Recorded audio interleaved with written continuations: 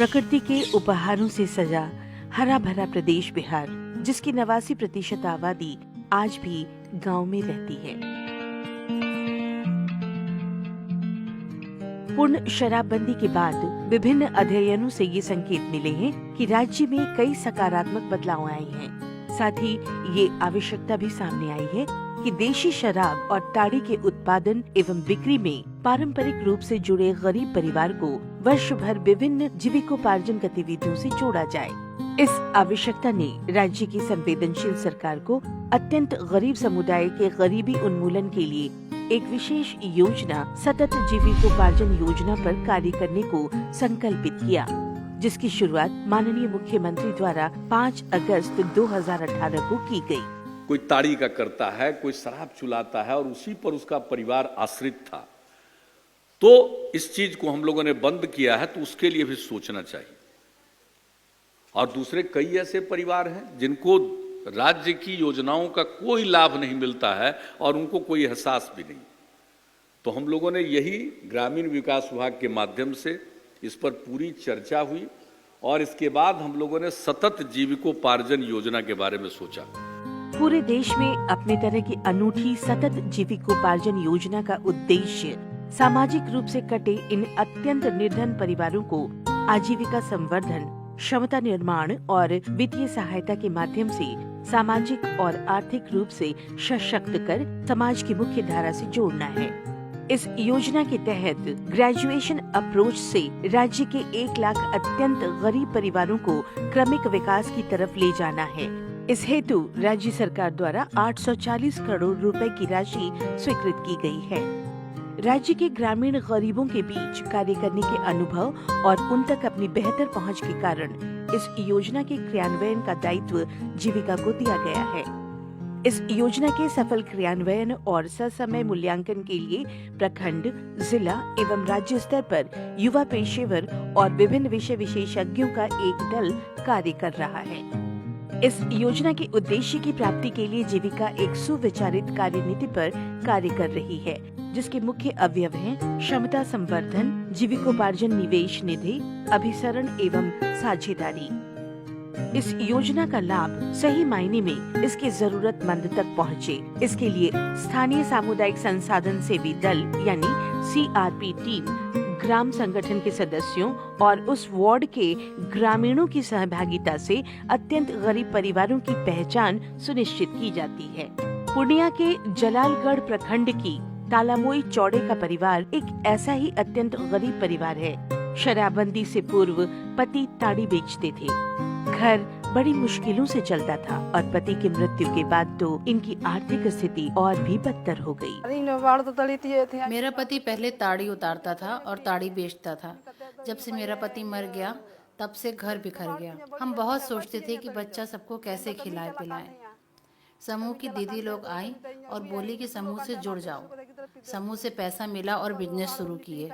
उसी से घर चल रहा है और पहले से बहुत अच्छा चल रहा है, पैसा भी बच रहा है। चिन्हित लक्षित परिवारों की व्यापक सूची का सत्यापन CRP टीम द्वारा किया जाता है।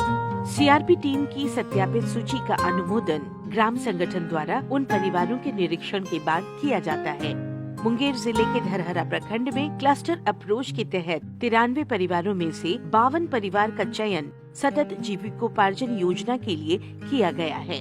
लक्षित परिवारों के चयन के बाद मास्टर संसाधन सेवी यानी MRP ये सुनिश्चित करते हैं कि चयनित परिवार एक सतत जीविकोपार्जन गतिविधि शुरू कर आमदनी कर सके।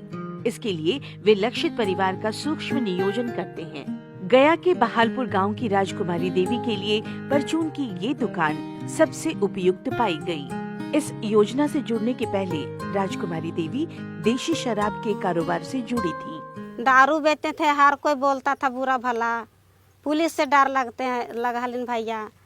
और अब दीदी लोग अब समझदारी वाला बात सिखा दिल थीन, तब उनका ही बातिया पकड़ ले लिए दीदी के कि दीदी अब ऐसे ऐसे करा तो लूर बुद्धि हो तो 2 बाल बच्चा के पढ़ावा लिखावा। यही से अपने गांव में अकेली राजकुमारी देवी की इस छोटी दुकान में आज ग्राहकों की बड़ी भीड़ रहती है।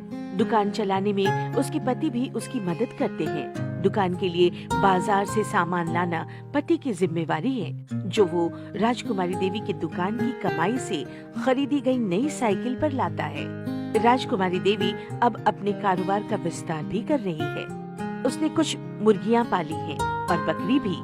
यहाँ तक कि उसने अपना 60,000 रुपए का कर्ज भी चुका दिया है। राजकुमारी देवी की सफलता के पीछे उसकी इच्छा शक्ति तो है ही, पर उसकी क्षमता को बेहतर करने में जीविका द्वारा दी गई प्रशिक्षण का बड़ा हाथ है। जीविका द्वारा हर लक्षित परिवार को स्व क्षमता विकास प्रशिक्षण दिया जाता है, जिसमें उनकी इच्छा शक्ति की पहचान, उन्हें खुद के पैरों पर खड़े होने के लिए उत्साहित करने के संग उनके लिए चयनित आर्थिक गतिविधि को सफलतापूर्वक चलाने का गहन प्रशिक्षण दिया जाता है। इन सारी प्रक्रियाओं के दौरान परिवार आर्थिक कमी से ना गुजरे और उनकी दैनिक जरूरतें भी पूरी होती रहें, इस हेतु जीविकोपार्जन अंतराल राशि की व्यवस्था की गई है, जिसके तहत लक्षित परिवारों को 7 माह तक 1,000 रुपए प्रति माह की दर से उपलब्ध कराया जाता है, जो उनके बैंक खातों में जमा किया जाता है। परियोजना द्वारा लक्षित अत्यंत निर्धन परिवार को सतत जीविकोपार्जन की चिन्हित गतिविधि के आधार पर किस्तवार जीविकोपार्जन निवेश निधि उपलब्ध कराई जाती है, जो कुल मिलाकर प्रति परिवार औसतन 60,000 रुपए और अधिकतम 1 लाख रुपए होती है। पटना जिले के धनरुआ प्रखंड की विमला देवी को इस योजना के तहत भैंस खरीदने के लिए राशि मिल चुकी है। पति द्वारा साथ छोड़ जाने के बाद विमला देवी के सामने मुसीबतों का पहाड़ टूट पड़ा था। शादी करके अली ता थोड़ा दिन घरे रहल थीन, जो बाल बच्चा होले ता घर से फरहार हो गल थी। फरहार हो गल थीन ता कोई के खाए ला मतलब ना देवे लगल थीन, ता वही ठर चौका करके बाल बच्चा के खिलावे लगली। आज विमला के पास अपनी भैंस है और वो दूध के कारोबार से महीने का 3,000 से 4,000 रुपए तक कमा लेती है। विमला के जीवन में आए इस बदलाव की कहानी इस योजना से जुड़ने के साथ ही शुरू हुई। इस योजना के तहत लक्षित परिवारों को जीविकोपार्जन निवेश निधि उपलब्ध कराने की एक निश्चित प्रक्रिया है, जिसमें ये निधि नकद न होकर परिसंपत्ति हस्तांतरण के रूप में एक समारोह आयोजित कर लाभुकों को उपलब्ध कराई जाती है।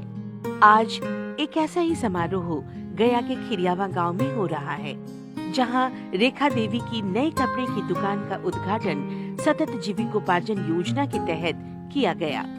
ताड़ी का व्यवसाय करने वाले पति की ताड़ के पेड़ से गिरकर हुई असामयिक मृत्यु से गुमसुम रहने वाली रेखा देवी आज अपनी नई दुकान खोलने पर बहुत दिनों बाद इतना खुलकर हंसी हैं।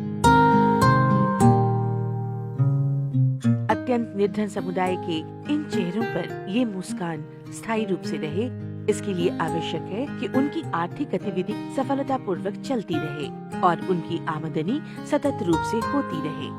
इस महत्वपूर्ण कार्य के लिए MRP नियमित रूप से इनके व्यवसाय की तब तक समीक्षा करते रहते हैं, जब तक उनकी आमदनी में क्रमबद्ध वृद्धि होना शुरू न हो जाए। सतत जीविकोपार्जन योजना के तहत राज्य के अत्यंत निर्धन परिवारों को बहुवैकल्पिक आर्थिक गतिविधियों से तो जोड़ा जा ही रहा है, पर इन्हें समाज की मुख्य धारा में शामिल करने के लिए ये भी आवश्यक है कि इन्हें राज्य और केंद्र की विभिन्न लोक कल्याणकारी योजनाओं से लाभान्वित किया जाए। सीएम दीदी भी बोली कि आपको विधवा पेंशन मिलते हैं, तो हम बोली कि नहीं। तो दीदी बोली कि आपको आएगा विधवा पेंशन भी मिलेगी, आज ही से फॉर्म भरवा दीजिए।